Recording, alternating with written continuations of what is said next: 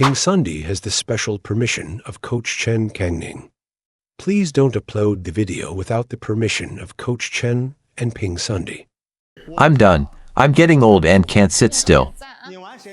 Is it just me? Let me take a look. Wow, what he's saying is really impressive. The teacher's feedback is spot on. Look, he can do it with his backhand. He can't do it with his forehand. Why does he twist before executing the backhand? He's using a step in and a small hip movement, so it matches perfectly. After finishing the spin, move into your forehand. So once you pull back, you get pushed. What to do is after you finish the spin. If others quickly follow you, your first choice is actually the hip step. Unless the opponent is caught by your spin, then you can calmly run with a step. That's why I mentioned this while facing away from everyone. Let me demonstrate to moves without the ball. Do you see what a parallel step is? Isn't it about landing and stepping back? You see, you move to one side while stepping back. This is called running and stepping back while landing. And what about a cross step? It's about landing and hitting, right? This is for balls that come at a sharp angle and really fast. If you use a parallel step to approach, you will definitely get pushed back, right? Especially fast ones. If I make use of the different timing in this step method, then I leverage force to generate power. Isn't it to protect the ball effectively, while simultaneously countering quickly against the opponent? I can restrict others in the opposite direction. After you twist, you use the hip movement. Isn't it to land and then strike? If you do it this way, it's game over. It's already been pushed to the limit, right? Right? Still wanting to hold back. At this moment, don't think about pulling back. Just focus on moving your hands and feet together, okay? Right, move your hands and feet together. Don't hold back, move quickly together. Is it like a small sidestep? Find that feeling.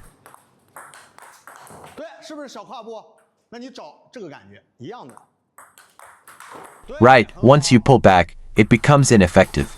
Do you want to give it a try? I think you should be able to show him how it's done. I can't do it anymore. I'm getting old and can't move as well.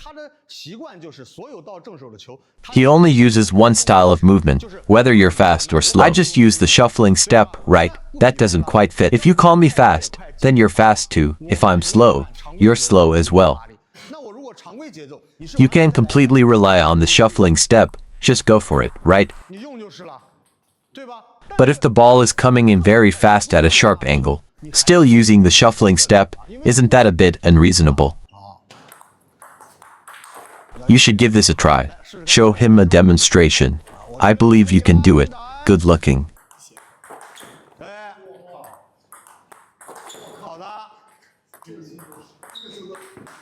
You waited in line to generate power, right?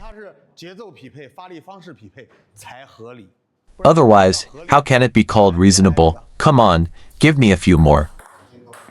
This needs to be anticipated, right? I intentionally give you particularly slow and particularly fast balls,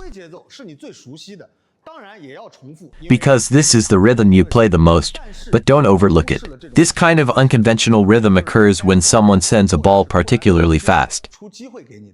Don't think that opportunity balls are easy to hit. So many players miss the half-high ball because everyone is caught up in a fast-paced rally.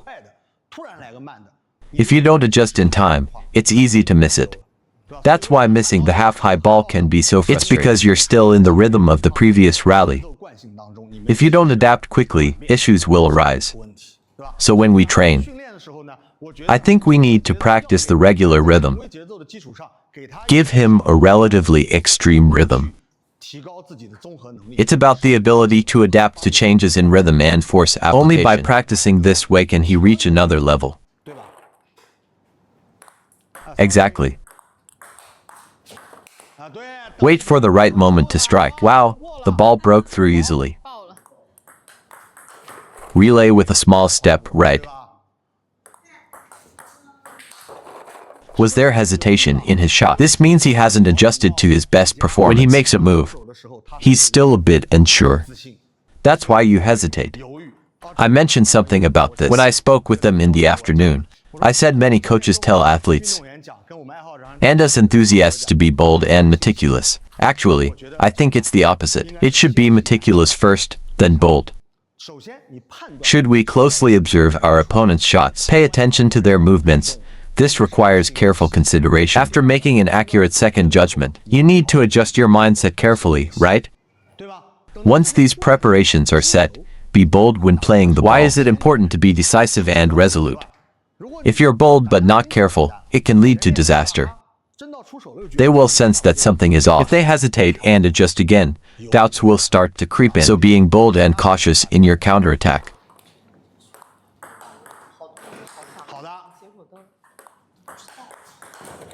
Very good, and you've shown some initiative, right? Using leverage, right? Beautiful. Leveraging doesn't mean you can't produce high-quality shots. He helped you exert half the effort. You leverage his force and push again. Isn't it faster, right? Yes, be a bit more decisive. Good. Withdraw a bit more. He still prefers to run around the table, so even if you reduce the action, it's still ineffective. Is this effective for stepping out? Alright, let's change it up. That's too powerful. Advanced techniques focus on the right leg. Actually, it's about both the left leg and the right leg. I think Coach Wu is correct. Coach Wu Jingping is indeed right. But I believe you need to engage the left foot. When you start from here, you should use the right foot. There are 3 types of balls, and 2 of them use the right leg. Only one type of ball comes from the left side. You must shift your weight onto your left foot. I think most shots require moving the right leg. Why do you say that? Let's use the center of your body as a reference point. When you are at the center of your body, you step forward from your original position with your right foot to generate power. Then engage your core. Isn't the right leg the pivot foot? So, when you align, has that changed? Then push your stomach out. You push your hand out to pull the ball, right? If the ball is on your right side, shouldn't you step out with one foot? When you step out with one foot, which foot lands? Isn't your center of gravity on that leg? Look, is your step stuck? There is only one situation where you need to move your left leg. You can either step to the side and take a single step, or step diagonally forward and take a single step. This depends on the length of the ball. Can your center of gravity still be on your right leg? So there are 3 types of balls. And 2 types involve using the right one leg. On the right side of the body. There's only one ball. You need to use your left foot. You must shift your weight to your left foot and straighten your right leg. That's right, straighten your right leg. Good job. Straightening the right leg is good. How about this? Isn't the right leg stepping forward? You definitely haven't taken a step, have you? Once you step in, you actually get stuck. You won't have time to generate power because the space is too small. If you squeeze in, it's just like me using a stick. So if you step in and then adjust, you definitely won't make it in time. Once you're in position and have adjusted your center of gravity, gather your strength. Is your center of gravity on your left foot? Is it clear in your mind? The left foot is slightly shorter. Right, you need to step diagonally forward. Your legs must be flexible. It's not just a lateral single step. It also involves a diagonal forward single step, especially if the ball is really short. You may have stepped in and twisted with just one move. You see, with your right leg, just a slight lift and you've already twisted. This is just a relatively larger step. It's a bigger single step. But the long ball is half out. Isn't it aimed towards the diagonal front? Pull it back, don't be nervous. The footwork is well positioned. This side is also awkwardly positioned. It's good to be in an awkward position. Awkwardly positioned with a step and a single step. Follow the incoming ball, of course. Track the incoming ball. The position is awkwardly placed. The position is really tight. Step in a bit more. Hey, shift a little to the side. Just lean on your center of gravity. Teacher Chen, I have a question. For example, when we kids are learning, we always have these practice moments.